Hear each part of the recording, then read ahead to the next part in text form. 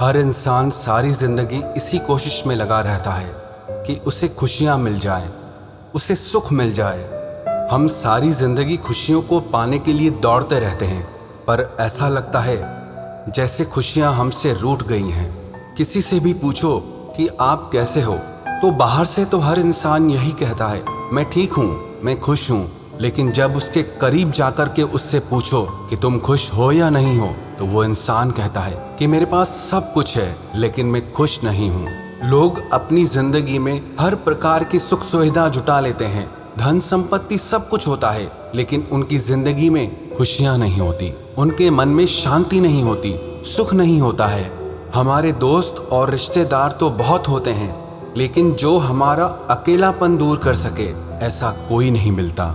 आज हम बात करेंगे ऐसी 3 कहानियों की जो आप जिंदगी में जब भी हिम्मत हार जाओ, जब आपको ये लगे कि मेरी जिंदगी में कोई खुशी ही नहीं है, जब आपको जीने की इच्छा ही खत्म हो जाए, तब ये कहानियाँ आपको जीने की नई प्रेरणा देंगी। पहली कहानी, एक धनी महिला अपने मनोचिकित्सक के पास गई और बोली, डॉक्टर साहब, मुझे लगता है कि मेरा पूरा जीवन बेकार हो गया है, इसका कोई अर्थ ही नहीं है, कोई खुशी ही नहीं है मेरी जिंदगी में। मेरे पास धन की कोई कमी नहीं है, लेकिन उसके बाद भी मेरी जिंदगी में कोई खुशी नहीं है और अब तो मैं जीना भी नहीं चाहती। ऐसा लगता है अपनी जिंदगी को ही खत्म कर दूं। समझ ही नहीं आता कि मैं क्या करूं। उस मनोचिकित्सक ने एक बूढ़ी औरत को बुलाया जो वहां पर साफ सफाई का काम करती थी और उस अमीर औरत से बोला, मैं इस बूढ़ी औरत से तुम्हें ये बताने के लिए कहूँगा कि कैसे इसने अपनी जिंदगी में खुशियों को ढूंढा है। मैं चाहता हूँ कि तुम इसे ध्यान से सुनो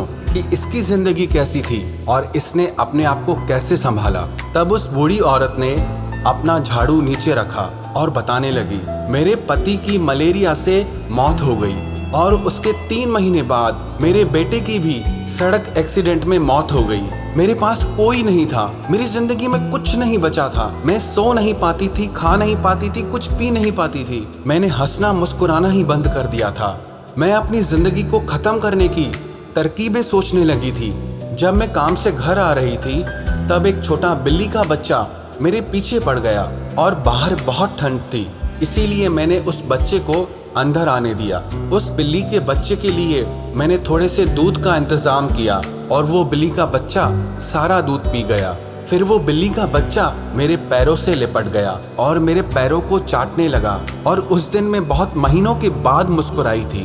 तब मैंने सोचा, यदि इस एक बिल्ली के बच्चे की सहायता करने से मुझे खुशी मिल सकती है, तो हो सकता है कि दूसरों के लिए कुछ करके मुझे और भी ज्यादा खुशी मिले। इसीलिए अगले दिन मैं अपने पड़ोसी जो कि बीमार था उसके लिए कुछ बिस्किट बनाकर लेके गई और ऐसे ही मैं हर दिन कुछ न कुछ नया करती थी जिससे दूसरों को खुशी मिले और उन्हें खुशी देकर अब मुझे बहुत खुशी होती है। आज मैंने खुशियाँ ढूंढ ली है दूसरों को खुशियाँ देकर। ये सुनकर वो अमीर औरत रोने लगी। उसके पास वो सब कुछ था जो वो पैसों से खरीद सकती थी, लेकिन उसने वो चीज खो दी जो पैसे से खरीदी नहीं जा सकती। ये कहानी हमें शिक्षा देती है, जिंदगी की खुशियाँ इस पर निर्भर नहीं करती कि हम कितने खुश हैं, बल्कि इस पर निर्भर करती हैं कि हमारी वजह से कितने लोग खुश हैं। तो जब भी जिंदगी में आपको ये लगे कि आप खुश नहीं हैं, आपकी जिंदगी में खुशियाँ खत्म हो गई है, तो एक बार आप ये कोशिश करके देखना कि आपकी वजह से किसी और को खुशी मिले। विश्वास रखना, जब आपकी वजह से किसी और को खुशी मिलती है ना, तो आपकी जिंदगी में अपने आप खुशियाँ आ जाती हैं। कई लोग कहते हैं कि हम पक्षियों को जब दाना खिलाते हैं उससे हमें बहुत खुशी मिलती है, और कई लोग कहते हैं जब हम किसी कुत्ते को या गाय को रोटी खिला देते हैं, किसी भूखे को कुछ खाना खिला देते हैं, किसी जरूरतमंद इंसान की मदद कर देते हैं, उससे हमें बहुत खुशी मिलती है। वो कहते हैं ना, गम बांटने से कम होता है और खुशियाँ बांटने से बहुत ज्यादा बढ़ जाती है। तो अगर आप भी अपनी जिंदगी में खुशियों को पाना चाहते हैं, तो इन खुशियों को दूसरों के साथ बांटना सीखिए। और दूसरी कहानी, एक राजा का दरबार लगा हुआ था। सर्दी के दिन थे, इसीलिए राजा का दरबार खुले में लगा हुआ था। पूरी सभा सुबह की धूप में बैठी थी। महाराज के सिंहासन के सामने एक शाही मेज रखी थी और उस पर कुछ कीमती चीजें रखी थी। उसी समय वहां पर एक व्यक्ति आया और उसने राजा से कहा, मेरे पास 2 वस्तुएं हैं। मैं हर राज्य के राजा के पास जाता हूँ और अपनी वस्तुओं को रखता हूँ, पर कोई भी उसे परख नहीं पाता है और मैं विजेता बनकर घूम रहा हूँ। अब मैं आपके नगर में आया हूँ। राजा ने उसे बुलाया और कहा, वो कौन सी वस्तु है? तो उसने दोनों वस्तुएं उस कीमती मेज पर रख दी। वो दोनों वस्तुएं बिल्कुल समान आकार, समान रूप रंग और समान प्रकाश, सब कुछ एक समान था उसका। राजा ने कहा, ये दोनों वस्तुएं तो एक हैं। तो उस व्यक्ति ने कहा, हाँ, देखने में एक जैसी लगती हैं, लेकिन दोनों बिल्कुल अलग हैं। इनमें से एक बहुमूल्य हीरा है और दूसरा कांच का टुकड़ा है, लेकिन देखने में एक जैसी लगती हैं, इसीलिए आज तक इन्हें कोई परख ही नहीं पाया है। अगर कोई परख कर बता दे कि इनमें से हीरा कौन सा है और कांच कौन सा है, तो मैं हार मान जाऊंगा और ये कीमती हीरा मैं आपकी राज्य की तिजोरी में जमा करवा दूंगा। लेकिन शर्त यह है, अगर कोई भी इसे पहचान नहीं पाया तो आपको इस हीरे की जो कीमत है वो मुझे देनी होगी। राजा ने कहा, मैं तो इसे नहीं परख सकूंगा। राजा के जो मंत्री थे, वजीर थे, जो सभासद थे, सब ने उसे परखने से इनकार कर दिया, क्योंकि अगर किसी ने गलत उत्तर दिया उससे राजा की प्रतिज्ञा गिर जाएगी, राजा का मान भंग हो जाएगा। कोई भी व्यक्ति उनके अंतर को परख ही नहीं पाया।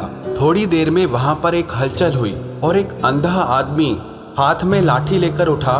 उसने कहा, मुझे महाराज के पास ले चलो। मैंने सारी बातें सुनी है और ये भी सुना है कि कोई इसे परख नहीं पा रहा है, तो एक अवसर आप मुझे भी दो।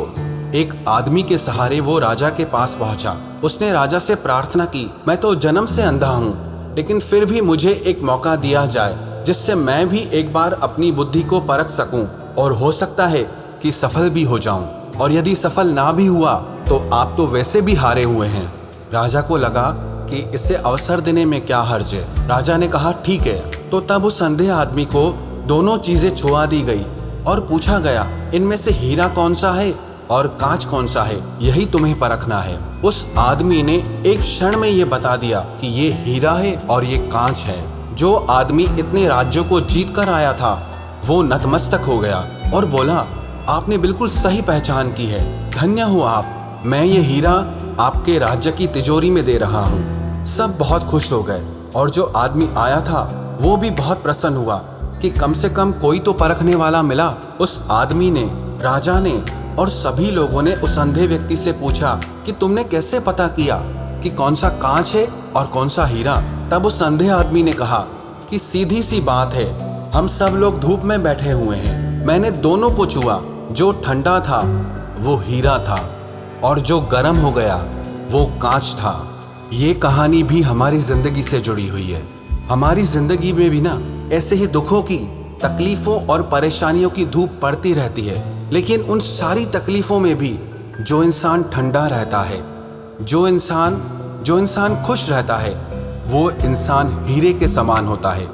लेकिन जो इंसान दुखों के आ जाने पर एकदम घबरा जाता है, दुखी हो जाता है, टूट जाता है, गर्म हो जाता है, वो इंसान कांच के समान है। तो आप भी अगर ये चाहते हैं कि आपकी कीमत हीरे के समान हो, तो दुख और तकलीफों के आने पर कांच के टुकड़े के समान कभी गर्म मत होना, बल्कि हीरे के समान आप हमेशा शीतल रहना। और तीसरी कहानी, एक ट्रेन में एक व्यापारी यात्रा कर रहा था और उसी ट्रेन में वहां पर एक भिखारी आया। वो उस व्यापारी से भीख मांगने लगा। उस व्यक्ति ने कहा, मैं व्यापारी हूँ, मैं लेन देन में विश्वास रखता हूँ, तुम्हारे पास कुछ है मुझे देने के लिए? तभी मैं तुम्हें कुछ दूंगा। उस व्यापारी की बात ने इस भिखारी के दिल को छू लिया। उसने मन में ये निश्चय कर लिया कि जब भी कोई व्यक्ति मुझे भीख देगा तो बदले में मैं भी उसे कुछ न कुछ दूंगा। वो बहुत सोचने लगा कि मैं लोगों को क्या दूं, और तभी उसकी नजर एक बगीचे में लगे फूलों पर गई। वो वहां से कुछ फूल तोड़ कर लाया और जो भी इंसान उसे भीख देता, बदले में ये भिखारी उसे फूल देने लगा।